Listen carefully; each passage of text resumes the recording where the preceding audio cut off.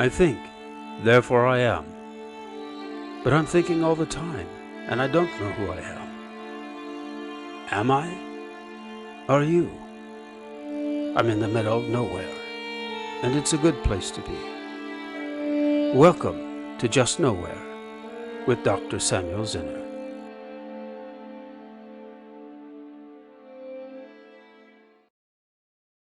Well, first of all, let me start off with a standard question. Would you please introduce yourself and tell us where you are? Sure.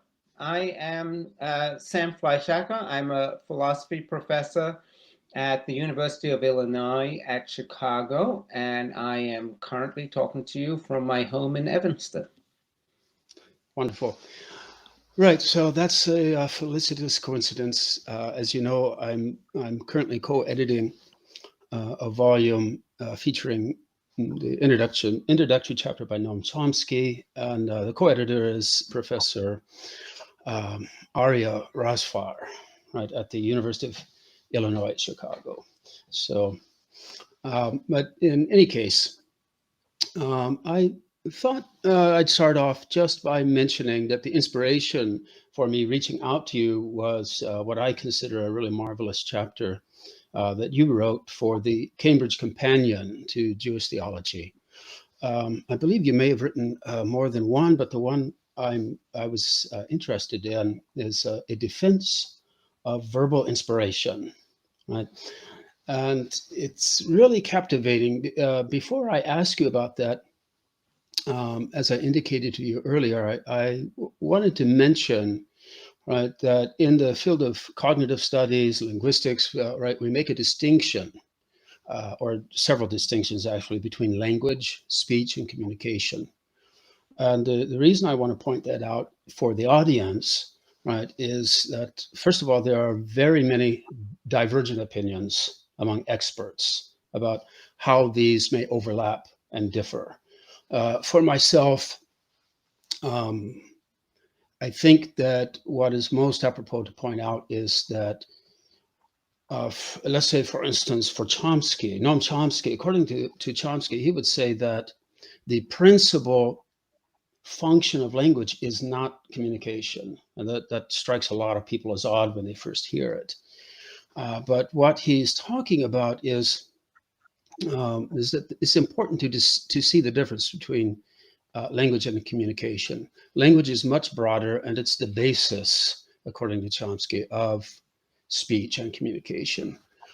Speech, right, we all know can be audible, which we're hearing right now, but it's also can be silent when we think to ourselves. And what is in common between those two is syntax and grammar, right?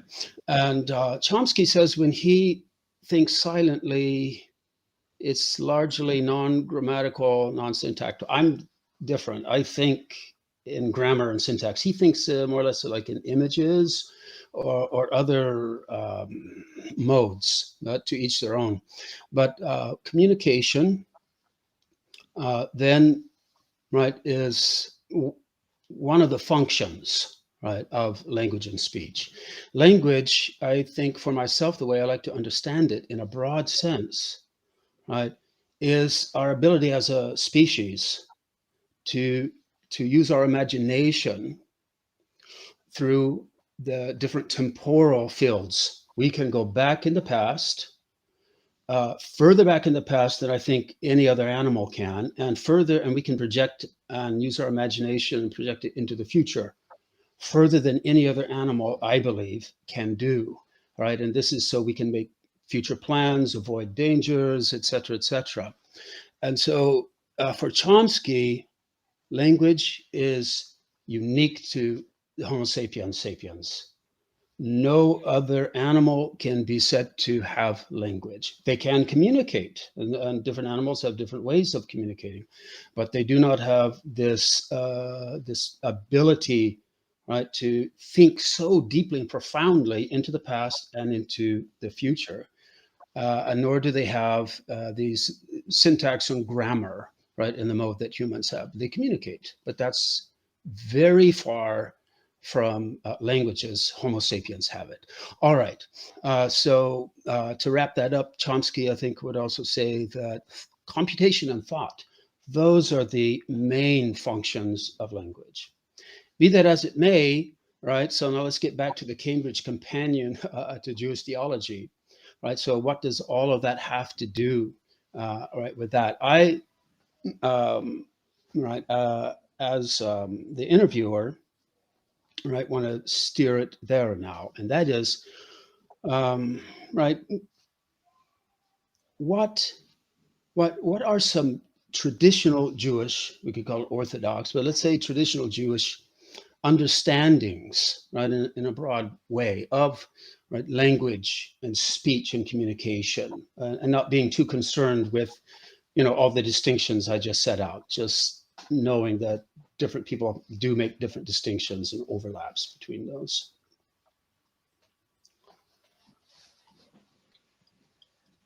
So let me start by responding that Sure.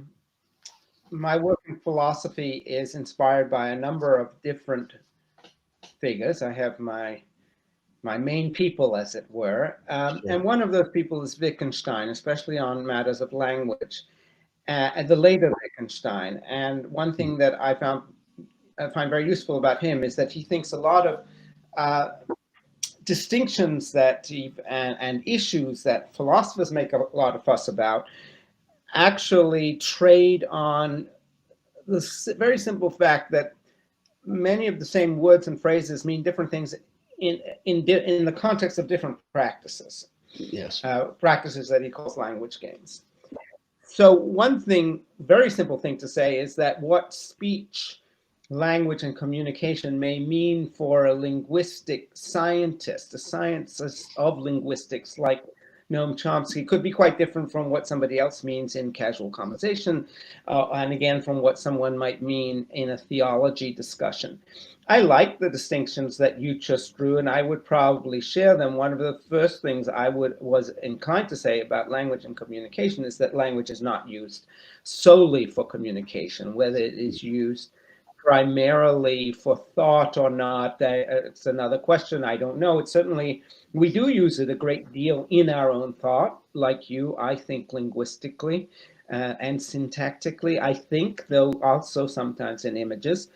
Um, and speech is often, this is important for my piece on verbal revelation in the Cambridge Companion, speech is often limited in casual usage to something that is audible, something that, and produced by vocal cords, something that produced by a voice. Um, but I don't think it needs to be limited that way. There are also language games in which I say I spoke to my friend yesterday, and what I really mean is I texted my friend today, we might say that, or I emailed my friend. And if we went back and forth for a while, we certainly will feel like that's conversation. And someone like Stephen Hawking, who lost the ability to use his own God-given voice, as it were, biologically given voice, had artificial means by which he could produce a sound. And I don't think we have any problem calling that speaking, although someone else might want to insist, maybe a doctor who dealt with the vocal cords, that doesn't count as speaking. But on the whole, I think I would say speech is the expression of language to someone else. That is, it is the act that is used in communication, although it's not, speech is also not only used for communication. Sometimes I will say something to spark your interest or to get you thinking or to please you or to upset you. And it's not, I'm not necessarily communicating anything. I'm doing something with words, but it isn't clearly communication. So one can keep those things separate. Now, I don't know that there's a single traditional Jewish view of these things. To tie these concepts specifically to the question of revelation, there is a big debate in the medieval world, which continues in various forms today, about whether God can speak. And the agreed view is that from among philosophers is no, of course not. God can't speak. God doesn't have a body. Therefore, God doesn't have a mouth or vocal cords or something. It's explicit in Maimonides, and it's taken up by pretty much all philosophers after him, certainly. But it's a little bit more difficult question whether God can nevertheless communicate. And one way of enabling, saying that God can communicate, even if God, as God's self, doesn't have a voice, is to say God created a voice by which he could communicate. This is something Sadia Gaon says, and then that's taken up by many people. There's a created voice that appeared on Sinai. Whether the philosophers who said this themselves believed it or they thought it would be convenient and make people less upset if you thought there was a created voice, I don't know. I personally don't think the created voice solves any interesting philosophical problems. And frankly, as far as I'm concerned, to say God created a voice is the same as saying God has a voice. So one might as well just go right back to the beginning and say God can speak. But there is a long-held view with some roots in the Middle Ages and even more more widespread today among not traditional Jews, but progressive Jews who are trying to push away some of the traditional hold of the Torah, that God can't speak, and therefore none of the words in the Torah or any part of the Tanakh actually come from God, which is not exactly what the medieval philosophers thought. And in my Cambridge companion piece, I was pushing against that. I want to say there's no reason not to say that certain words are divine, including the words of the Torah.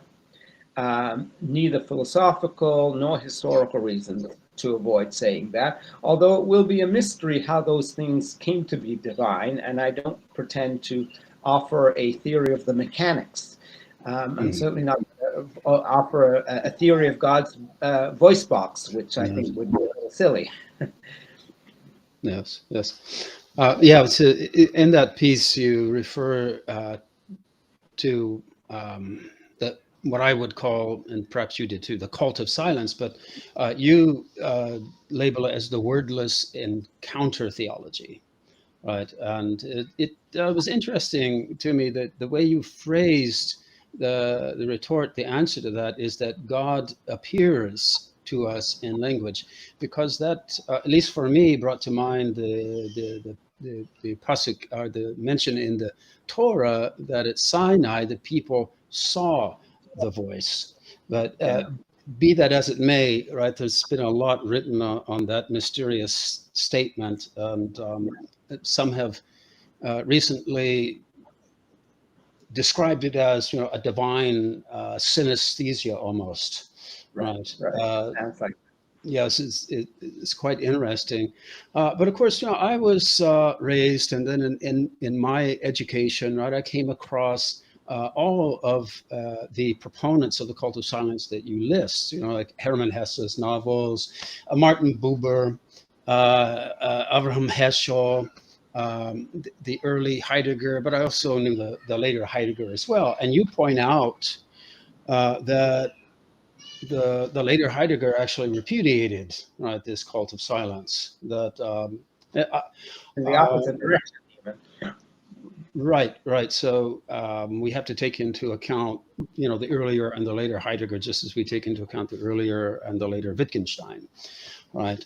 But in any case, all right. So I liked Hesse's novels. I liked Buber. I liked Heschel, but it always appeared to me problematic that, especially like in theology, the proponents of what's called apophatic theology, which I guess Maimonides would be one of those, but in different stripes they come, right? But so the apophatic theologians stress that, right, God is inexpressible, and but it always struck me as odd and as a mystery that how can so much be written claiming that nothing basically can be said. And I think that you recognize this and address this point in the Cambridge Companion piece, but in different wording.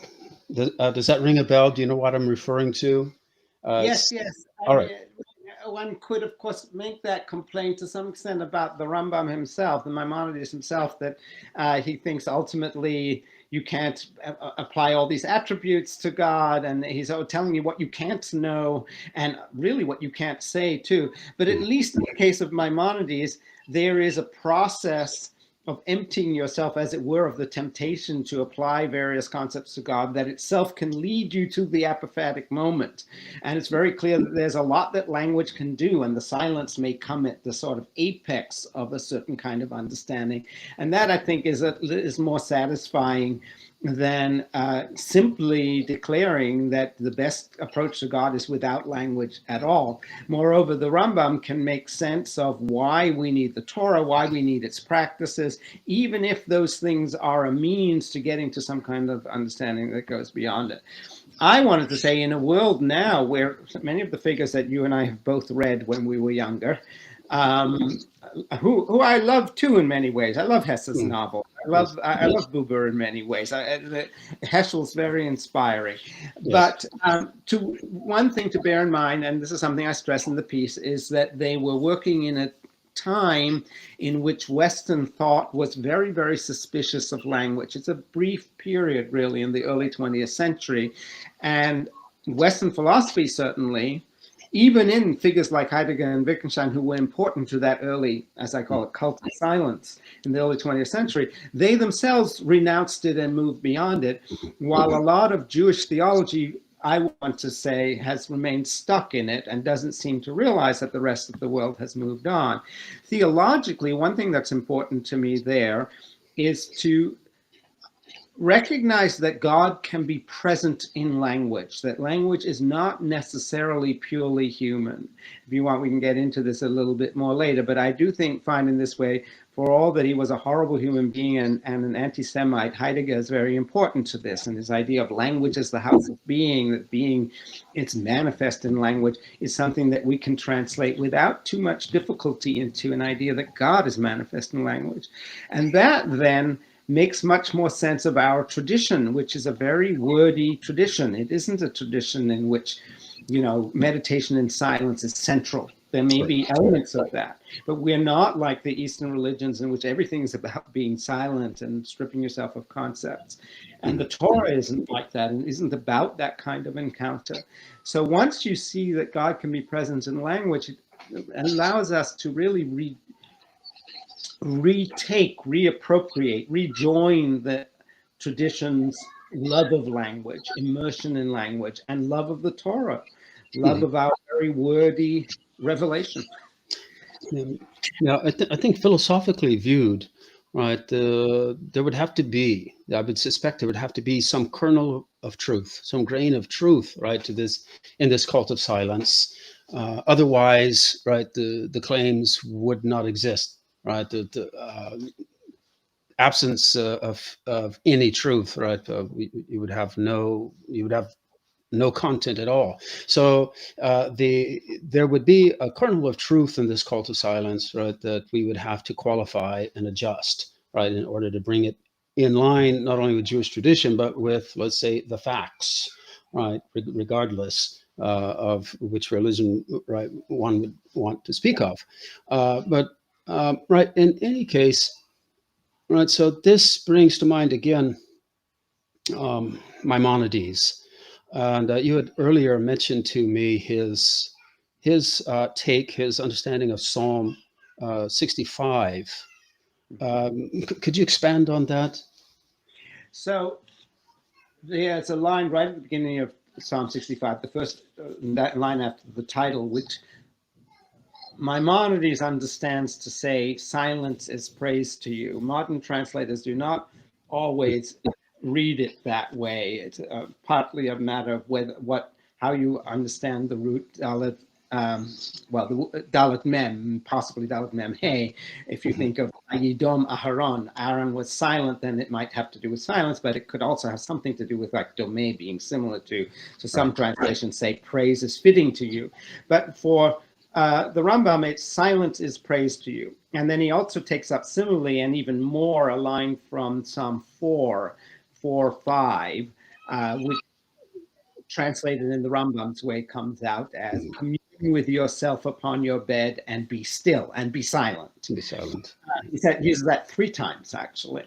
And the first time especially, he is praising thinking silently rather than talking to other people, with, I think, the idea that you can think in a more concentrated way and you won't get distracted and also won't get caught up in all the nonsense that lots of other people say. You should simply try to work out your views yourself and not necessarily engage in discussion, especially with people who are not philosophically understanding. But the other times, and especially the second time when it's coupled with the silence is praise to you, it seems to mean, he seems to mean restrain from your concepts in approaching God. Be silent even internally. And here is where I would return to what I mentioned earlier, that Maimonides does seem to think that there's a very high kind of contact with God that actually comes by withholding from language. But it's important that that comes after language. You get, you understand its importance and why you ought to do it and what you're supposed to do by way of language. It doesn't stand on its own and it's not a foundation. And here I'd simply say, you know, silence itself can be a communicative act. It can be, it has a place in language, right? So you're talking to someone, especially someone you're very close to, or someone you have a tense relationship with, maybe both, you know, you have pleasant, and there can be a meaningful silence, a pregnant silence, we sometimes call it. And that could be a bad thing. It could be an indication that there's something that you could realize there's a kind of hostility that you haven't able to break, or it could be a very positive thing, a moment of great romantic connection can come in silence, or it could be a moment of mourning or joy, shared mourning or joy. You know, people at a funeral often or a shiva, they want something quiet, and then sometimes when they really love something, you go to a concert of a piece of music that you really love, talking about it gets in the way sometimes, and you want to be silent. But those are, first of all, they're willed acts of silence, and they are surrounded by language on either side, as it were. They have meaning within an ongoing linguistic relationship.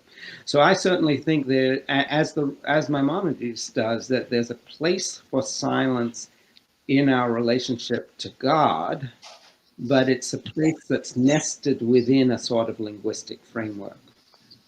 Yes, I would agree. Not you know, even from, let's say, cognitive science perspective, I mean, we're dealing with a lot of mysteries. There's so much we don't understand even on that level, let alone the theology, right? The so-called unconscious, right, is so mysterious.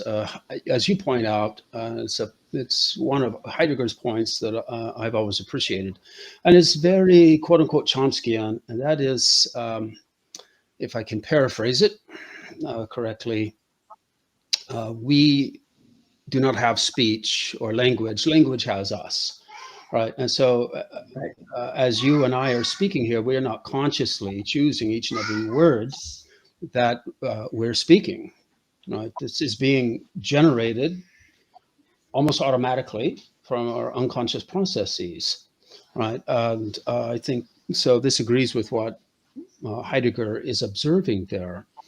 I would add one point, if I may, there. It isn't only that it's unconscious. That might be a good way to put it in current cognitive terms, and there's some truth to it, because to some extent it is conscious, but we don't fully control what we're doing with our words. Our words have power and connotations that go beyond the ones that we intend them to have. Right. Yeah, the point I was going to make next actually was a qualification, because if this unconscious, right, is generating our conscious speech, right, it raises the whole question of why do we call it unconscious? If there's so much data down there, right, it can only be unconscious, right, with reference to or relative to our own consciousness. And so if we were able to dwell down there, let's say, in the subliminal cognitive area, it would probably be what some have called, like superconscious. That's how we would probably experience it. So it's very mysterious to all experts. Maybe in a generation, after my time, we'll make a breakthrough. Maybe not. Chomsky believes, as I do, that since we are embodied creatures and not angels, right, we will have limits in our ability to think and to figure things out in this universe. So some questions may never be answered. A rat can only do so much, through a complex maze, right, because of the structure of its brain. It would have to be a different species in order to outperform. I was going to point out that the modern movement, right, that you've called the cult of silence, as you point out, right, that was a big, heavy emphasis of the movement of expressionism, right? Yeah.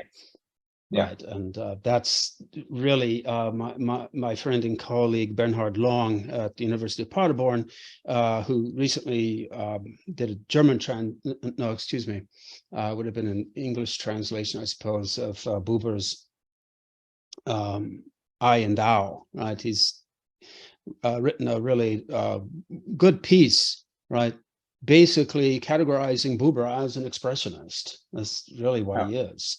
Oh, Right, I'd love to see that, actually. I think that too. Yeah, in fact, I think seeing expressionism as basically the crucible from which modern Jewish theology arises would be very helpful, both Buber and Rosenzweig. Rosenzweig, in fact, even more. I think a lot of the language of the star really comes out of the expressionist period. And I think understanding what expressionists were up to would really, also, of course, Kafka, very obviously, and Schoenberg. And the idea that all those people, Kafka, Schoenberg, Benjamin, Buber and Rosenzweig, really belong in the same cultural milieu and working against the background of a certain kind of artistic movement, which is implicitly philosophical, but also in many ways wants to substitute art for philosophy, poetry for philosophy. I think would really understand where a lot of that theology comes from. Heschel comes out of that world very thoroughly. Yes. Well, another point that you make as well is contrary to, right, a large trajectory, right, that we encountered throughout the 20th century, right, that all reality is mediated linguistically, right? So the contrary notion, right, is just no longer tenable. No one really holds to it anymore, except, I guess, a lot of Jewish theologians. I don't want to be mean-spirited, but historically viewed, that really seems to be a good way to categorize them and put them in the historical context. Right? I think that's right, but I would add something to that. There are a lot of people who would say that language is mediated linguistically. I'm sorry, reality is mediated linguistically, and they mean by that we're not really in touch with reality, that language is somewhat between us and reality, and it's distorting reality. And you do hear a lot of contemporary Jewish theologians saying things like that. And here I think the analytic tradition in philosophy of language, partly going back to Wittgenstein, but also through figures like Quine and Davidson, especially Davidson, is very, very helpful in understanding that there is no access to reality except through language. And there's no need to see it as distorting reality. It's what we have to work with. Whether we're talking about a religious reality, about God, or whether we're talking about empirical reality. But there's no need to see it as a distorting medium. You said there has to be some truth to that cult of silence. And I think the truth that they were grabbing onto was the degree to which conventional ways of speaking trapped people into conventional ways of thinking about ethics and about religion and so forth, and they were trying to break out of that. That's the power in expressionism, really. And sometimes they broke out of that by valorizing silence as opposed to speaking. All of that has a certain place in reaction to an oppressive, sort of overly bourgeois, conformist way of life. But even when you break out of that, you're still going to need language. And we're still going to use language, just different kinds of language, both to break out and to deal with reality in what we might think of as a more honest and authentic way. Well, I think this overlaps with the whole issue of epistemology, doesn't it? So if language mediates reality to us, right, all experience, right, is filtered through or mediated through, our awareness or our consciousness or our cognitive apparatus. There is no other way, right, to have experience except through that. And I think that's largely related to language, the phenomenon of language, actually. Because when we talk about consciousness, I think we're at the same time talking about language, even though, right, there's a distinction to be made, but, can one go without the other? Probably not. At least that's my suspicion. And that brings us back to the point that you opened us with, that for Chomsky, and maybe he's exaggerating, but there's something to it, language is primarily a medium of thought, and thought takes place in language. Well, if we look at a developing infant, right, if we want to take that approach, right, we all know about the mirror, the self-reflective mirror test, right? At a certain age, infants are finally able to look into a mirror and realize they're seeing themselves instead of someone else, right? And we know there are several other animals who can pass that test, the mirror test. But also as a part of that, right, to the lead up of the development of the ego, the self-identity of the infant, is the acquisition, right, of the language skills. It's growing in tandem with the sense of self-identity. And so actually, it makes a lot of sense to me what the old French linguist Jean Benveniste argued, that the ego itself, the self-identity, is linguistic. Again, it may be an exaggeration, but I think there's an important truth that's often overlooked. And here's a question that, well, I see. Yes, go ahead. Well, I was just thinking that there's a very interesting other bit of cognitive science that goes with that point, which I find fascinating. It is right about the time when the young child, a little beyond the infant, the toddler, 3-4-year-old, begins to be able to participate in real conversation, understands how conversation works, rather than simply saying odd things that it's hard to respond to. Very cute often, but hard to respond to. Sure.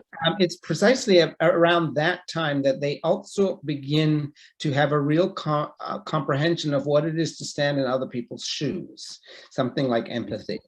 Understand they can take up another person's perspective. So there's a very famous study, as you may know, on young children, in which they're shown a puppet show, and a candy bar is hidden in the refrigerator or something like that. And then unbeknownst to one character, it's moved somewhere else to a different box. And below a certain age, children, when asked where the person who was missing from the room will look, they say the box where it actually is, because that's where it is, right? And beyond that, they are able to track the perspective of the person who was missing and say, no, they're going to look in the refrigerator because that's where it was when they last saw it. That suggests that a sense of self goes together with an ability to participate in conversation. So here, language, or at least the full use of language, goes not only with a sense of self, but a sense of other selves. And this is a point I've been very interested in my work in recent years, that how much my selfhood goes with being able to empathize with your selfhood. I know that's just a side issue, but I think it's an interesting connection. No, it's absolutely vital, I believe, right? Just from a cognitive or linguistic perspective, right? What's going on, I believe, is, well, started off this way. There's a Polish philosopher, forgive me, his name escapes me, but he pointed out that Aristotle gave us the psychology or philosophy of the third person. Then Descartes came along and gave us the philosophy of the first person, right? Cogito ergo sum.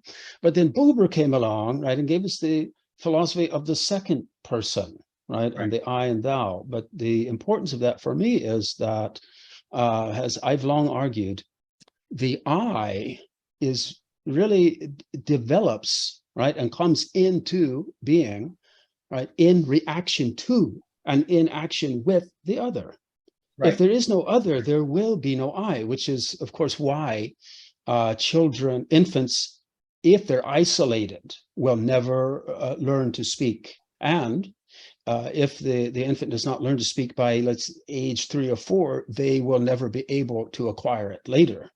But so there is that socialization is absolutely necessary. The other is necessary for the creation of the I. So this really underlines, right, at least the wording of Buber's I thou, and so that the I is the other, in a sense, right? To state it bluntly and exaggeratedly. Quite as strongly as that, but the title of a book I published in 2019 is "Being Me, Being You." Yeah. As I say, can't be me without also being you, and vice versa. Right. So it's a mutual creation that takes place. But back to Benvetiste's point that the sense of identity, the self, is linguistic. This is a question I've raised to a lot of experts in different fields because it's really not addressed, as far as I know, really, at least not extensively in the literature. And that is, all right, we all know as we age, right, our memory capabilities start to decline, right? And right. So I'm in my later 50s now, and of course I've noticed it for a while. Right, my memory is declining. Right, so the neural transmitters aren't making the same connections as quickly or as abundantly as they used to. Yet, when I close my eyes, I have this sense of being the same Samuel that I was as far back as I can remember. Is flawless. Now, so how is it possible? Well, the only explanation I've been given, and it's just a guess on experts' part, is, well, the self is narratological or narratival, right? And so there's this sense of continuity is illusory. We're always changing. I bet this is a common trope in the literature, but it really doesn't, in my view, answer the question, right? If functions like memory, right, are dependent on our physical brain and the neural pathways and abilities, then why does not our sense of self-identity also decline? And of course, in some people it does, as when people develop dementia, for example. But this doesn't contradict what I'm saying, because before the dementia developed, they still had the same self-identity, sense of self-identity, along with the memory deterioration that we all experience. So this is my question, right, to the field, right, in general. And that is, could it be that if Benvetiste is correct, that the self-identity, the ego, is linguistic in nature, as long as we are linguistic creatures, as long as we can speak and employ language, we will have a sense of self-identity. When that begins to break down, then the sense of self also begins to break down, perhaps. In any case, there's, I think, maybe some exaggeration, but I think that it's a point that is often overlooked, and that is Benvetiste's point, that perhaps the ego, or the I, the self, is linguistic in nature. So it does, I think, relate, I think, importantly, right, to the burden or the trajectory of your contribution, the Cambridge Companion, right? Because as all experience, right, is filtered through our cognition and through our consciousness, right?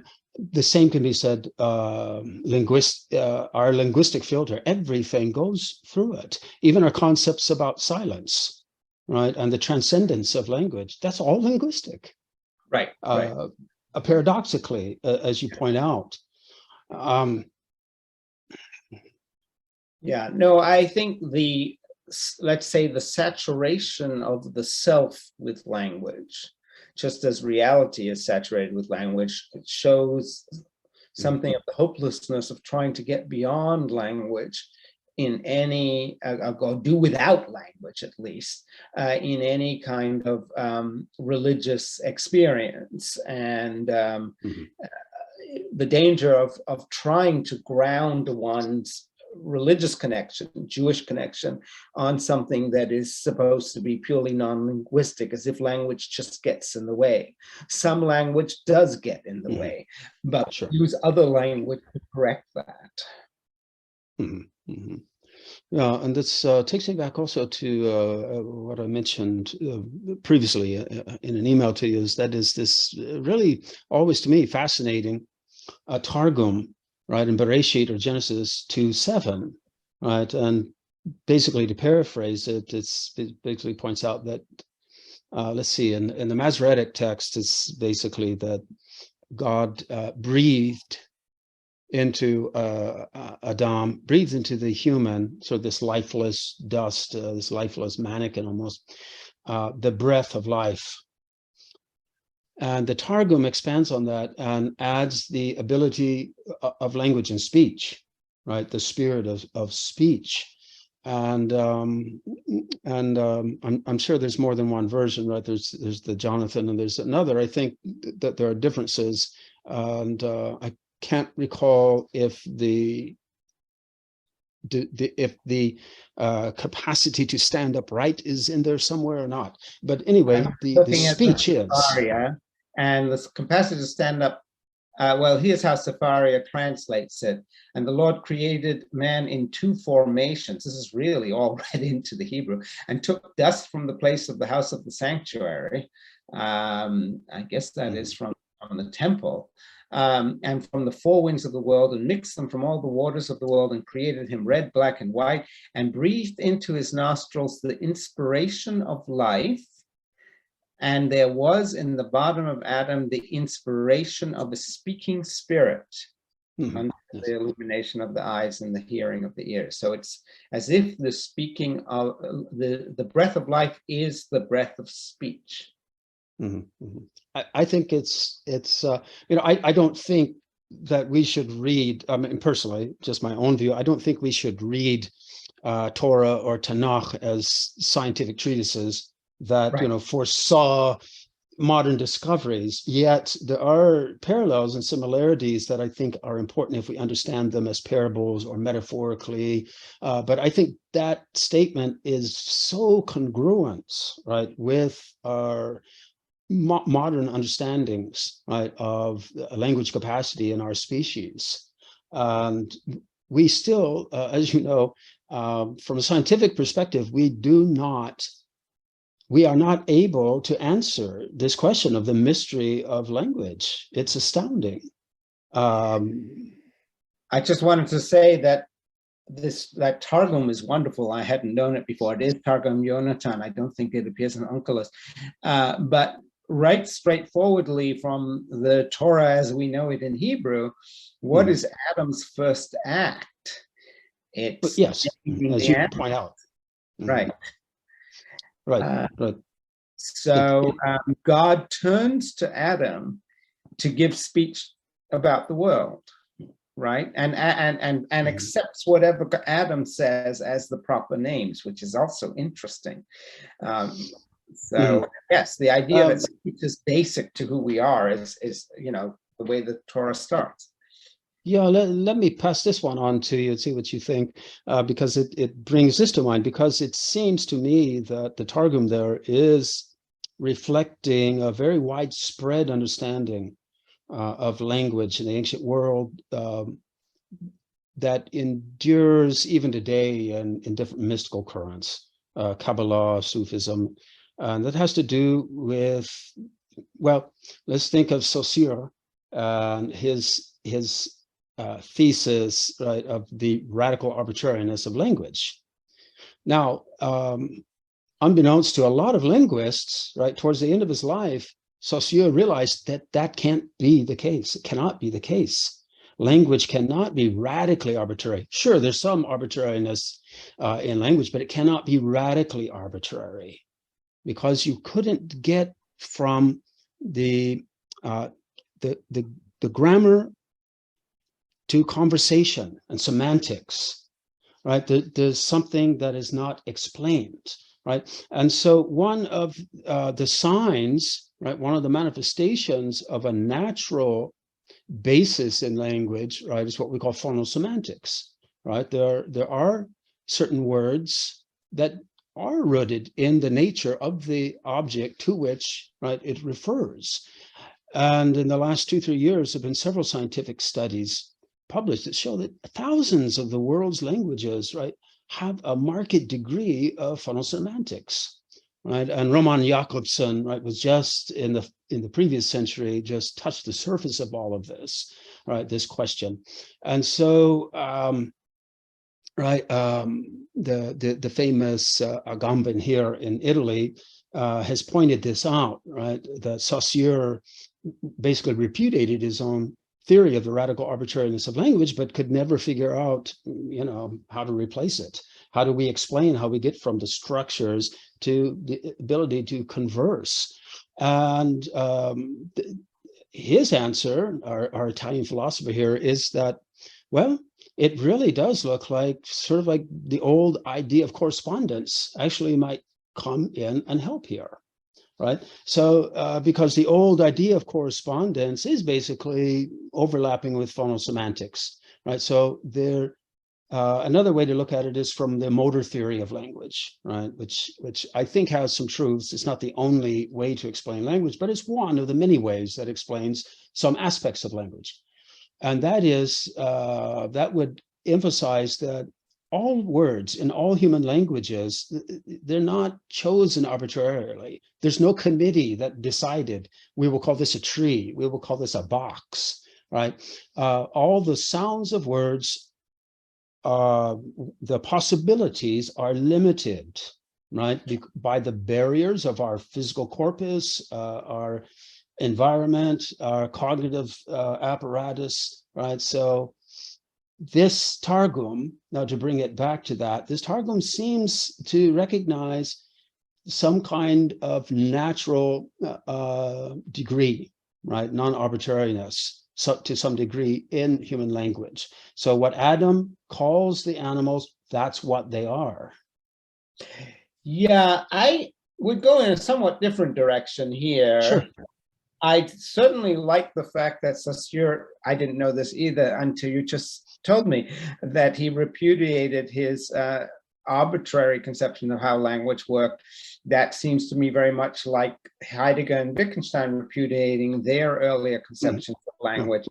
But I think here again, the analytic tradition of analytic philosophy and thinking about language can be useful. You could go, for one thing, in terms of a kind of a mental language of thought, and Chomsky, of course, represents that, and as well as, say, Jerry Fodor, yes, in which there are structures of thought and that are and must be universal across languages, and languages have to be shaped in accordance with them. And that, surely there's some truth to that. But then you can also go in the direction that I pointed to with Wittgenstein in a different way, I think with Quine and Davidson, in which basically our interactions with the world shape what the way in which we describe the world. The words we use individually might still be arbitrary. This is why I said it was slightly a different direction.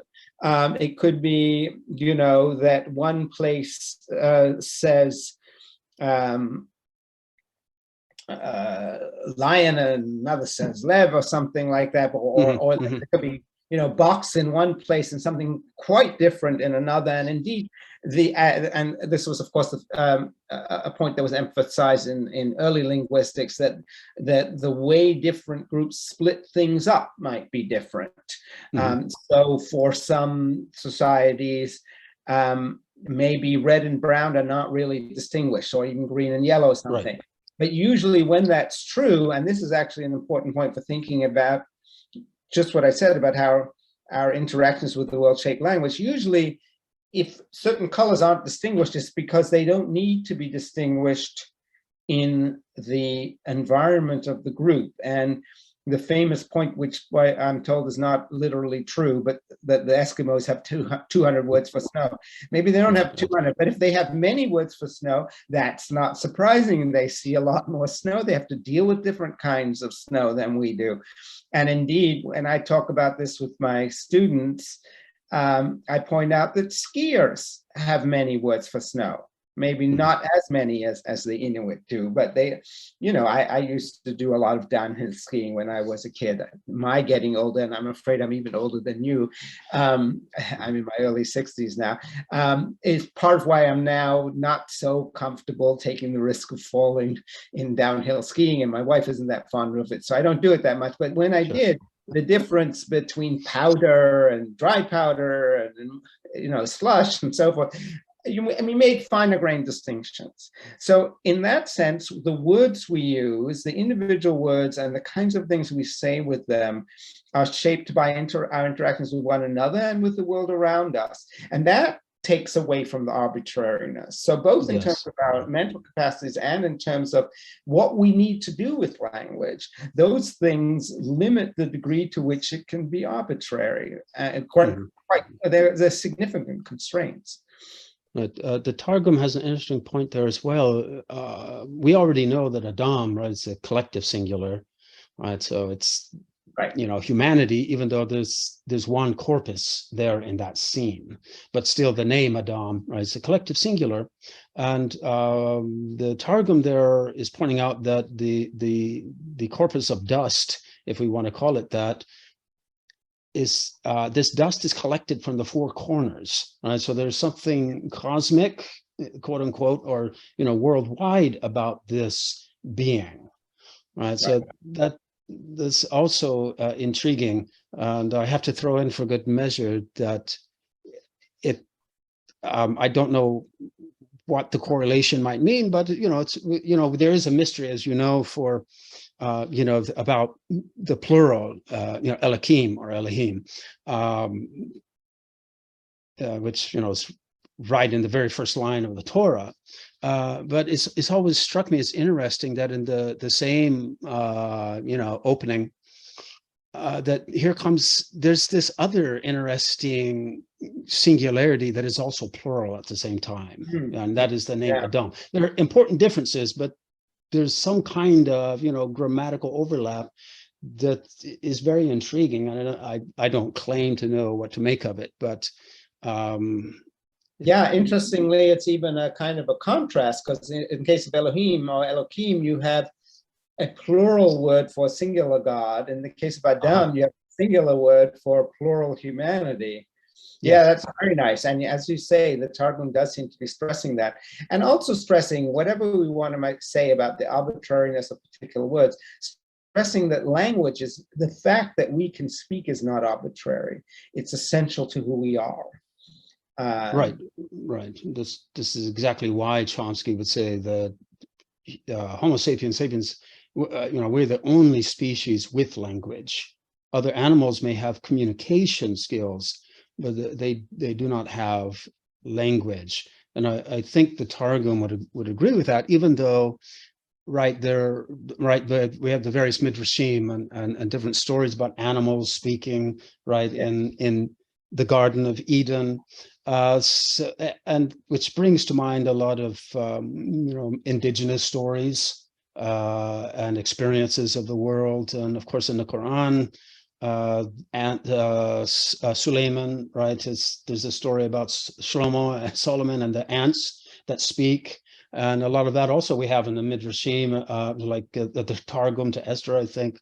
has a lot very, very virtually the same stories, right? And so one, at least from academic perspective, right, one takes these as parables or in a metaphorical sense. But I think that to a certain degree, we might be shortchanging these stories, because if we take a larger perspective and now look at it, let's say, put our shoes in indigenous tribes, if we try to see the world the world the way that some of they do, these experiences may be more than just children's legends, right? There may be some very profound messages implied in these types of stories, right? That we may, that a Western viewpoint may be looking down on, right? But in a pejorative way, right? In an insensitive way. I know it's difficult to deal with these issues always, but so we have talking animals, right? With language, apparently, at least in that modality, right, of literature. Yeah. How do you deal with that, especially the Jewish version?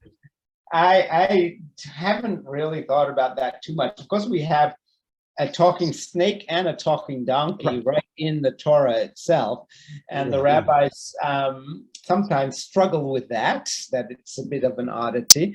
Although, I guess I should say, part of what I consider divine about the Torah is that God has made use of folk literature to speak to us. Yes. So the fact that there are these stories that remind us of other folk stories, mythical stories even we tell children, that is, I take it, I mean, if you want to say that God, as it were, inhabits the Torah, which is a language I like to use, come to inhabit it, then you can say part of the point of God inhabiting those elements of the story is precisely what you just said, to remind us to look for the hidden wisdom even in folk literature of that kind. Look, why do Aesop's fables have so many talking animals? Why make animals talk? What is that? What is that about? What is it because we find it useful to identify some human traits with different kinds of animals? You know, why are foxes so often understood to be sly, owls wise? Why do we give the particular characteristics we do to different animals? And why is it that we think we could learn something from animals that we might not learn from ourselves? Or do we tell stories in which animals talk in order to deflect from ourselves certain, to suggest that there are things we could learn that we're not going to learn from our fellow human beings? So Bilam asks, Bilam isn't listening to anybody. He's a pretty arrogant guy. He does talk to God, but he doesn't really listen to God. And finally, a non-human creature reaches him. Why is that? Well, there are all kinds of interesting things to think about. Maybe he can have a deeper, easier empathy with a donkey, his donkey, than he does with other people. The donkey, after all, says, I'm your donkey who has always been done what you want me to do. How can you treat me like this? Maybe Bilam, if he had a wife, we don't know, wouldn't listen to his wife or his children or his friends, or had no friends.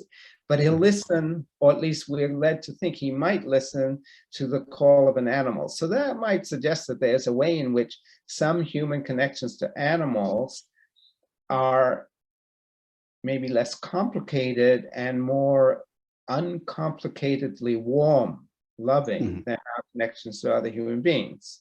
It's not necessarily a good thing, but it's a reminder about our relationships. So I'm just riffing at the moment, speculating, but sure. Interesting that in so many literatures and so many different cultures have this kind of talking animal theme, and we take it over both in Midrashim and in the text of the Torah itself. Well, I think it's also, extremely profound, right? If you look at the Ezekiel's famous Merkavah vision, and these four like super angelic entities on the divine throne, what are they? There's a human, and then there are these three other animals, and it's immediately brings to mind, various indigenous sensibilities and experiences and traditions. So that see this sort of connection or continuity in some way, right, between birds, humans, all the way up to the divine, right? I'm not quite sure if commentators on Ezekiel usually pick up on that point, but it seems to me that there's something very profound about that, especially given that there's so many links, it seems, between that opening chapter of Ezekiel and the opening chapter of Bereshit. Right, and so you have, even by coincidence, right? It's the 26th pasuk, the 26th verse of Bereshit, right, that mentions the creation of Adam in the divine image and likeness, and then the 26th verse in the opening chapter of Ezekiel also, right, mentions this thing that appeared like the image, like a man, like an Adam sitting on this throne. But in any case, it seems, but it seems to me that one of the points maybe of these animal stories is, right, maybe the question to ask is, one of the questions to ask is, right, is part of it having to do with the real connections, right, between humans and the other animals, right? Theologically, right, they're all created by the same creator. There are other ways that we could view it. We're all built out of the same matter of this same planet, right? But I remember my philosophy 101 professor taught me a good lesson, and that is that it's sometimes, usually most of the time, it's better to try to find the correct questions than answers. Nice. I suppose because I'm so steeped in philosophy, the first connection I think of when I look at the Ezekiel, the animals on the chariot, is to Plato, and to the fact that Plato brings animals as metaphors for human characteristics. In the Republic, he builds up this picture in which we have all these beasts on the lower level, and then a kind of more like a lion spirit, and then the human head, which is supposed to somehow control them. And in the Phaedrus, you have two different horses, the good horse and the bad horse, in different directions. So you might say it's as if we have these animals within us. Yes. As part of, we think we're so superior to humanity, and in a way, Plato's message so superior to other animals, and in a way, Plato's message in the end is, yes, you as the human being have to bring these things together and control them, but he is also saying you are an animal. You are two horses that go in different directions. And I think that's a very helpful thing to remember. Yes, I agree with you. Well, I should now mention that there's a very enlightening and enjoyable so-called debate, let's call it a conversation you had with Abdul Karim Soroush, right, on this question of, can God speak or does God speak? And so I recommend everyone listening to this to go find that recording, it's a video recording on YouTube. You really enjoy it. But I wanted to address just a few questions to you about that conversation. And by the way, I hope that there's a follow-up. I'd really love to see a follow-up conversation between you and Dr. Soroush. But the term literal, right, in contrast to, let's say, metaphorical. So there is the objection, God does not speak literally. And what is usually meant by that, now I'm not imputing any of this to you or Dr. Sarouche, but just in general, it is often claimed that, well, all right, so God does not literally speak. And I think what that means is usually people are thinking, oh, God does not speak with a physical mouth. So they're equating literal with physical. Whereas I would suspect that literal can have a much wider meaning than physical. And in fact, there seem to be certain biases involved in equating physical and literal. But in any case, when philosophers, theologians say that God does not speak literally, and they're really meaning, well, God doesn't speak physically. All right, so what do you mean, Sam? What do you mean when you say God speaks literally? So what's your... So let me set that a little in the context of the debate with Dr. Sarouche, which I quite enjoyed, and I was honored that they asked me. Abdul Karim Sarouche is one of the most prominent Shiite theologians in the world, really. Yes, yes. One of the most important Iranian theologians, who is now living pretty much in exile from Iran because he doesn't, shall we say, get along with the current regime there. Right. The Islamic Center of Northern California, which contacted me, the person who contacted me had actually read my piece on verbal revelation in the Cambridge Companion to Jewish Theology. So I was really struck that this Shiite Muslim in California is reading stuff in Jewish theology. And in fact, he had delivered a lecture on my thought, on my book on Revelation in Farsi for an Iranian radio. So I was really kind of impressed at this crossover. I thought it was quite wonderful. I wanted to participate. But it was pretty clear when we originally met, the organizer, Dr. Mirdamadi, and Dr. Sarouche and I, that we don't differ all that much. Once I made clear, and I think Dr. Sarouche expected this, that I don't mean God is like a guy sitting up somewhere on a mountain and has vocal cords, that what it means for God to speak is something quite different. In fact, I'm quite willing to say that if Moses said the Torah, then God spoke the Torah. And I even think if JEPDH said, God could be speaking through them, as it were. And on the other hand, Dr. Sarouche, who ironically is trained as a chemist, actually, and he's done theology for a long time, but he's not a trained philosopher. That isn't his specialty. He's more of a metaphysician than I am, I think, and he was insisting on a position that was actually more Maimonidean than mine is, insisting that there's a big metaphysical mistake in saying that God can speak. I actually told some of my students, one of them watched it, and she was a religious Muslim, and she said she agreed with me more than with him. I said, some of you may find some traditional Muslims will be closer to me than to Sarouche, and some progressive Jews will be closer to Sarouche than to me, which is also a fun feature of the debate.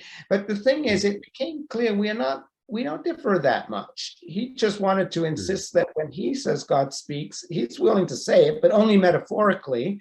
And I want to resist, this is the point you focused on, I want to say, in some sense, you can still say God speaks literally. And I should point out that the Islamic Cultural Center that sponsored the debate, Dr. Mirdamadi in particular, said, this is going to be more fun if it's a debate. We want a question with a yes or no. I know you guys don't disagree that much, but let's set it up as a yes and no and go back and forth. And he's right. For presentation, for public discussion, it's better as a debate. But in the end, as I think I say at one point, my yes, God speaks is a sort of yes, but. And Dr. Sarouche's no, God doesn't speak is a no, but.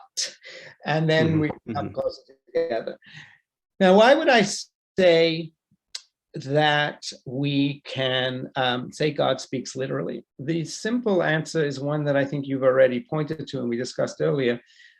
what it means to speak can vary greatly in different language games, different linguistic practices. We use it in a lot of different ways. Sometimes we say that novel really spoke to me, that movie really spoke to me, sometimes even something without words, that concert, that string quartet really speaks to me, or that painting really speaks to me. And certainly with that in mind, many people say, certainly observant Jews of all kinds of varieties, well, the Parsha really spoke to me today. Mm-hmm. Torah really speaks to me, right? And in that sense, if the Torah is speaking to you, well, it's supposed to be God's word, so that's God speaking to you. And God can speak to you via the Torah. There's an important moment in how I met my wife, which is probably too weird a story for this interview, so I'll skip it, but in which I felt that a certain sign I saw, it reminded me to call her. I knew who she was, and call her up and ask her out, and led to a date, which led to our being married shortly afterwards. And I could say, God spoke to me through this event that led me to call my future wife. Now, I don't think we have to call that metaphorical. This is where I say, really, it depends on the purposes for which you're using the words. And there are language games in which that is literal. That's the way you use the term. And this is maybe a deeper point. Usually when we say something's metaphorical, we mean there is a literal way of putting the point that is different. So the famous example philosophers like to use from Romeo and Juliet, Romeo says, Juliet is the sun. Well, of course, he doesn't mean she is literally, in the center of the solar system and gives out heat to the earth, etc. But when you spell out what you mean, she's the center of my world. She gives me warmth. She gives me light. She gives me life, right? There are literal ways of explaining the metaphor. And if I said that, oh, the guy I met today he was a robot, I don't mean he was literally a robot. We may be not far from the day where I might mean that, but I mean something like, he was very stiff in his movements. He did not answer me in a way that suggested real deep humanity, empathy, etc. There are literal things I could say. When I say that God speaks through the Torah, however it came about. I don't think there's a literal translation. I think that's the best language for saying God communicates through the Torah. Unless you really want to say the Torah is just a human creation, whether by Moses or by a whole long line of scribes and priests, and it's an attempt, take the Maimonidean view, at least what I think is Maimonides' real view. Moses did a lot of philosophizing and came to understand God and what a godly way of living would look like better than anybody else, and he produced this Torah in that light. But you might say, well, that's not God speaking at all. It's a human being speaking who happens to be very wise. You could also say, and I should hasten to add that I think this is a way of reading Maimonides as well that I would read, that I would accept, in fact, like, that Moses, by way of his philosophizing, the depth of his use of reason, loses his distinctive personhood as Moses at all, and comes to be united with the best of human reason, as it were, comes to represent, or best of reason, it doesn't have to be reason. And in that sense, God is speaking through him insofar as God can communicate at all. Leaving Maimonides aside, if you are a less radical rationalist than Maimonides is, and I am less radically rationalistic in my religious approach, if you want to embrace a more paradoxical and personalist conception of God as somehow, without our being able to explain exactly how, a perfectly good being who is also a person, who cares, who has a personality, is capable of caring about humanity, and therefore capable of wanting us to have a good life, wanting to bring us to him, to God, in some sense, without our being able to, such that God communicates, I should say, even Dr. Sarouche did want to say that God communicates. I was surprised that he was willing to say that. Then whatever that communication is, I think can be called speaking. And since there's no literal translation of it, there's no reason to call it a metaphor. If God communicates to us, at least to the Jewish people, through the Torah, which is what I believe, in some way, we don't know exactly how, but if that is the fundamental communication of God to us, the fundamental expression of what God is, or God wants of us, or what a godly way of life is for us Jews, then that's God's speech. No need to say it's a metaphor would be to suggest that you can give a more fundamental explanation of it, which would be the literal explanation. And I don't think, I don't know if that helps, but it does. I think some people, right, even use the term metaphor, metaphorical, right, in a pejorative or denigrating sense. In other words, all right, God spoke metaphorically. In other words, God didn't really speak. Come on, let's stop fooling ourselves, right? God didn't really speak. That's what they mean by metaphor, right? And to complicate the situation even further, as a trained philologist, I can't help but point out that the word literal, right, the origin is letteral. It's right. by the letter, right? And so there's no other way to speak, right? So if God speaks, of course, it's by the letter, in the sense that it's speech, it's language, and how that is expressed, graphically, orthographically, right? With the letters, right, which comprise words, which comprise grammatical statements, speech. In any case, that's been my experience. I've heard this claim from several people throughout my life.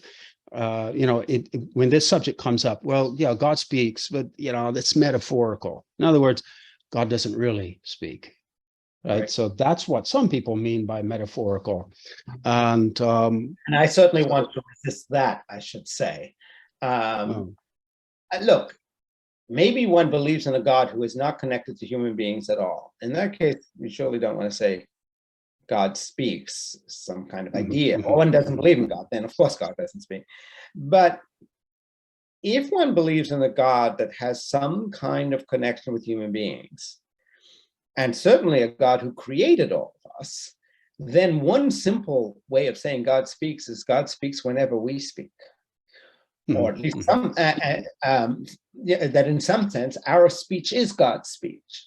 Now, that's dangerous, because you don't want to say that evil speech is God's speech, or at least you might say, well, that's also created, but and comes through us and so forth, and who are created by God. But you want to say that isn't really saying what God wants, or what God really, it's not godly. But once you open that door, there's also space for something that would be godly speech, divine speech, like a divine wine or a divine meal, but maybe a little bit less low down than that. You mean, yes, this is really godly speech. And that, I think, is what we Jews think the Torah is. And if we say that, then to say, yeah, but that's only metaphorical, is simply to downplay that claim. It's to put it off. And it's an effective pejorative move of the language game that wants to demote some of the power that we give to the Torah. And I don't see any reason to do that. No, I agree. Well, I could see where Dr. Sarouche is coming from, operating with a different use of the terms, right? So for him, that for him, he doesn't want the pejorative. He doesn't, when he says the Quran is only metaphorically God's speech, he doesn't mean to downgrade the Quran. He does actually want to open it up to more flexible interpretation. And I have to say, in the context of Islam these days, some of that progressive move can be quite welcome. He wants to shift in Islamic law views of women and of other religions. He's a much more pluralist pluralist about us, and right. all that's good stuff. I think Well, those yeah, progressive proofs can yes. be made, however, without downgrading the sacred text. Right. Yes, I think by he has to speak for himself, but I think he has been clear about this, that when, he's proposing the metaphoricity of God's speech, he's meaning that yes, God doesn't have a physical corpus and a tongue, and like we do. And I know in his writing he has invoked and used to good effect, right, the trope of what's called the Umukatab, right, the mother of the book. So there's this heavenly archetype of let's say the Quran, right, and so the Quran on earth, the earthly Quran, is not to be equated strictly with that heavenly archetype, although there is some continuity, and I believe that that's a good analog, I think, with the Jewish idea, right, of like the heavenly Torah, right, and then the Torah on earth. But you have any thoughts on that? Well, no, I think that is a good analog. And the idea that the Torah that we have is a piece of, an element of, or a refraction of a deeper kind of Torah that we're trying to reach. I think that that I would say is a metaphor. I don't think we need to believe literally there's a primordial Torah, but it is a wonderful metaphor for what I think we do by way of oral Torah in relation to written Torah. That is, if you construe oral Torah as something that, yes, absolutely has its paradigmatic expression in the Talmud and its commentaries and Midrash and so forth, but which is in its essence a flexible, open mode of interpretation by which human beings appropriate the written Torah, translate it into morally decent terms, and try to implement it, try to draw the deepest spiritual meanings out of it. So there's an ongoing process that goes back thousands of years and continues to this day. So an open exception of the oral Torah. Then one way to put it, what we're trying to do is, you could say, peer through the earthly Torah to the primordial Torah that sort of is behind it, or you could say expand the earthly Torah as much as we can to the primordial Torah that we're trying to reach. So here, I think metaphor is in place, but I think the idea of the primordial Torah is a metaphor for something, for the deeper spiritual truth that the Torah we have represents, but it's a good metaphor. Yes, yeah, and the metaphor here is it functions as a very powerful conceptual tool, and also a powerful tool for praxis, potentially. Right. Yeah, when you think of halakha and this type of area, which I think Sarouche, right, this is one of his strategies, using that in a good sense, one of his strategies, right, when he invokes the Islamic Quranic analog, right, of the mother of the book, right. Quite fascinating. One final point, right, in that debate, but I really call it a conversation. I think the two of you did as well. But I guess a debate gets more clicks, right? But he pointed out in the Quran, I think it's the 4th surah, but I'm not quite sure, but maybe in there. There's a passage which lists basically all the biblical prophets, the Hebrew prophets, and maybe going into the Christian era too. And it states that God revealed or inspired all of those, but God spoke to Musa, or God spoke to Moses. And so Rush is pointing out there that what the Quran is doing is, and even the Prophet of Islam, right, Muhammad, is mentioned in together with the biblical prophets, and maybe Isa, Jesus, maybe John the Baptist. God revealed to them, God inspired them, but God spoke to Moses. Moses was the only one God spoke to, right? Which seemed right to the reader of the Torah, right? We immediately are going to think of, I think it's in the book of Numbers, right, where there's that incident with Aaron and Miriam, right? And it is explained that to the prophets and others, God speaks through, with enigmas and dreams, but with Moshe, face to face, mouth to mouth. Yeah, God speaks face to face. Yeah. Right, and so there, it's a further complication of terminology being used differently, right, by different people, because I think for Dr. Sarouche, the revelation or the inspiration for all those prophets, excluding Moses, was an example of communication, I believe. But this is one reason I would really like to see a follow-up conversation between you and Dr. Sarouche to clarify some of these matters, because it's a very fascinating. I think it's very important subject, obviously, right, for both Jews and Muslims. Yeah.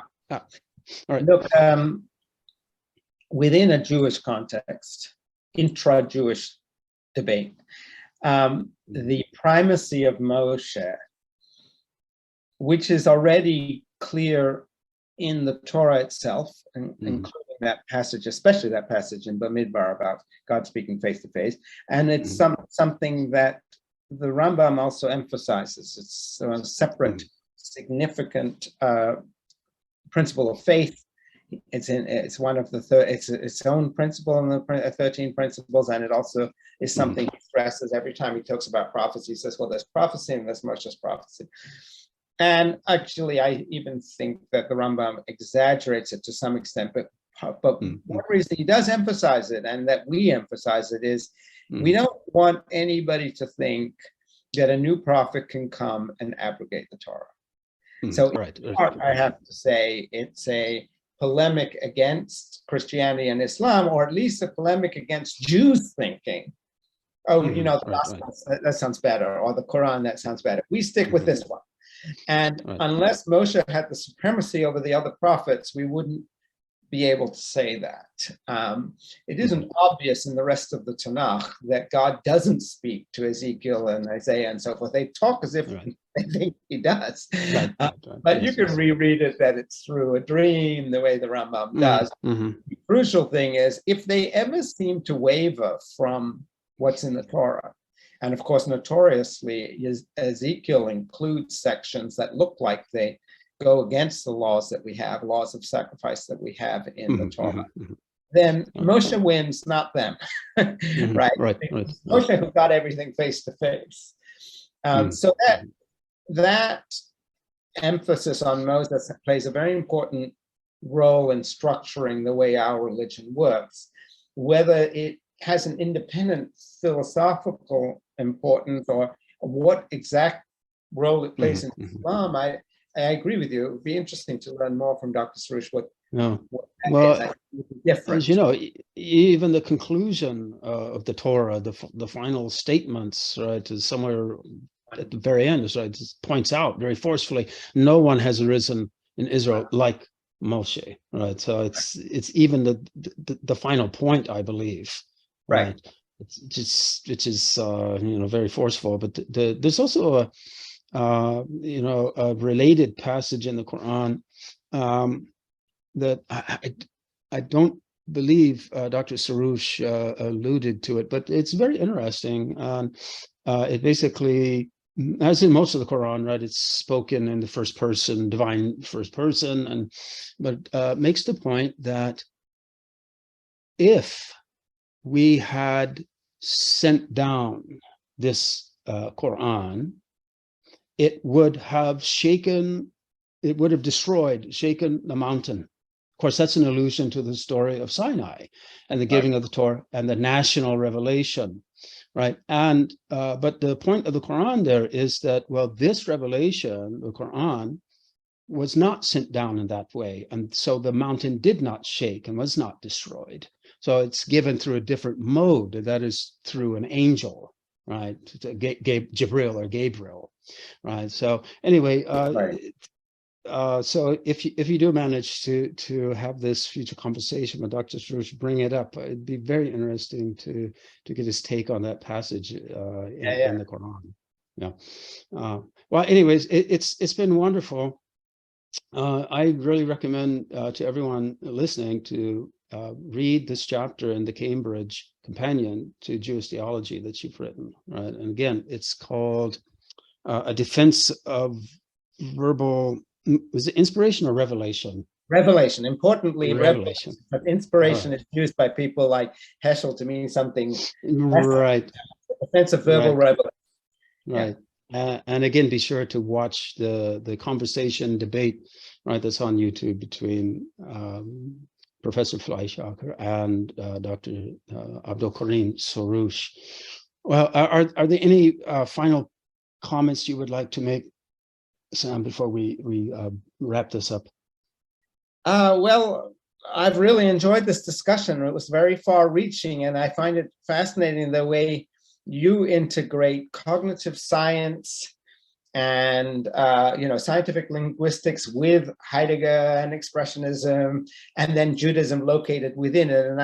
And I have to say, I enjoy that, and I also think this is a kind of direction that I would like to see more of.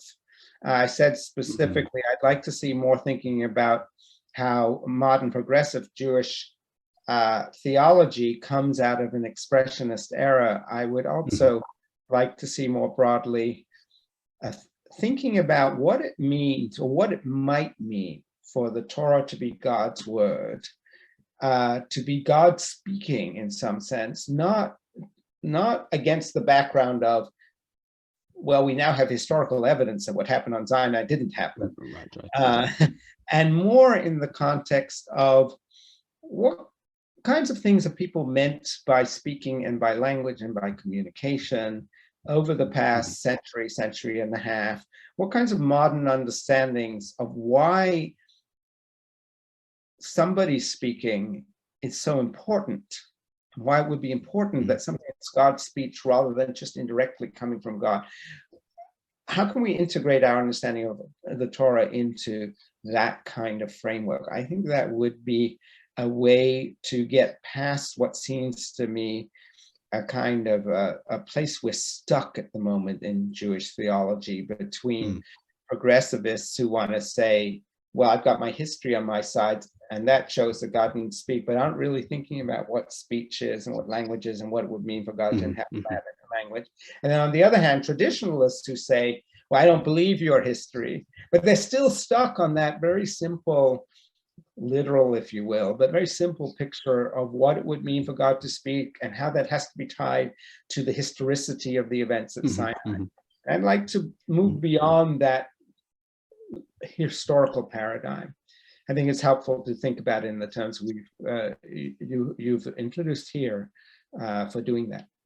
Well, I share that wish. So let's work to that end. All right. Thank you. Thank you very much. If you enjoyed the program, please consider supporting this channel with a donation through Patreon or PayPal. And don't forget to subscribe. Thank you.